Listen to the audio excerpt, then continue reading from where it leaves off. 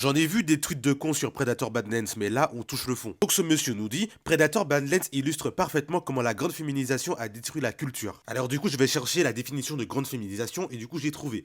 La grande féminisation fait référence à l'évolution des rôles et des droits des femmes dans la société, notamment à travers des mouvements d'émancipation et de changement dans la représentation politique et sociale. Donc pour toi, le fait qu'il y ait un personnage féminin, en plus un androïde, donc ce n'est même pas vraiment entre guillemets une femme, qui juste aide un autre personnage masculin, pour toi, c'est trop, genre. Pour toi, c'est trop. Une femme ne doit pas avoir un rôle aussi gros, quoi. Et en fait, pour toi, le fait qu'une femme ait un rôle si important, ça détruit carrément la culture et puis ça fait que Predator Badlands est un mauvais film. Et si je me permets de réagir à ça, c'est parce que depuis la sortie de Predator Badlands, mais j'en vois tellement de mal alpha qui disent, oh, ben, le Predator, il n'est plus comme avant, c'est une femme qui le guide et tout.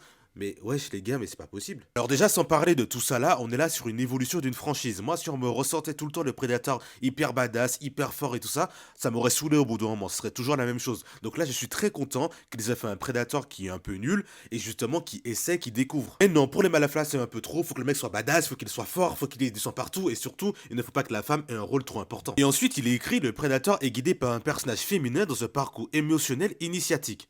Mais et alors en fait? Désolé, mais je ne vois toujours pas où est le problème en fait. Il aide à s'ouvrir, à se reconnecter à ses émotions et à privilégier l'amitié et la famille. Alors si par famille, t'entends son père qui essaie de le tuer parce qu'il est soi-disant faible, bah encore heureux qu'il choisisse l'amitié quoi. En fait, ce qui gêne les gens de ce Predator Badlands, c'est que certes ce prédateur là il est nul, mais au moins il a un cerveau, il est capable de réfléchir, et il est capable de se dire je suis plus qu'une machine à tuer et je peux avoir des sentiments. Franchement c'est un peu désolant de penser comme ça, je suis un peu triste pour ce genre de personnes.